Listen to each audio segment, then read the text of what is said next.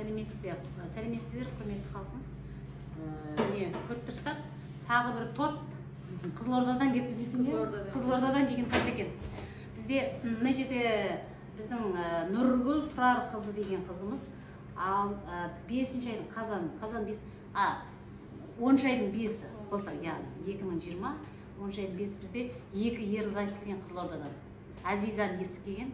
Бала көтере алмай жүрміз, осындай деп. Мына жерде симптомдарын жазып қойып, мен договорын таппай тұрмын. Мынау алғыс хаты бізге жазып кеткен. Сонда жазып қойыпты. Аяқ қолы мұздай, қуығы ауырады, витилина келеді, бел ауырады, бүйрегі ауырады, осындай симптомдармен кейін бала көтере алмай жүрмін. Бірінші баласы 6-ға келген, 6-5-те де, одан кейін екінші баласын көтере алмай жүрген Нұргүл деген сіңліміз бізден емделгеннен кейін 1 айдан кейін үйіне қайтып барып бала көтеріпті. Әптен тұрақталғаннан кейін барып қуанышты хабармен бізбен бөлісіп отыр. Сонда қазір неше ай болды?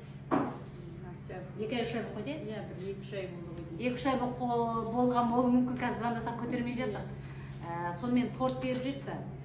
Сондықтан бала көтере алмай жүрген қыз-келіншектерге айтарым, ешқандай уайымдамаңыздар. Адам мына женский жақта суық болғанда, ондай бала көтере алмау қатты жағдай. Сондықтан суықты шығарып жіберсе, жылдам көтереді. Даже рак болып, эндометриоз болып келген кісілердің өзі жазылып жатыр ғой, жазылып бала көтеріп жатыр. Кім мысалы 3 айдан кейін бала көтерді, Азиза.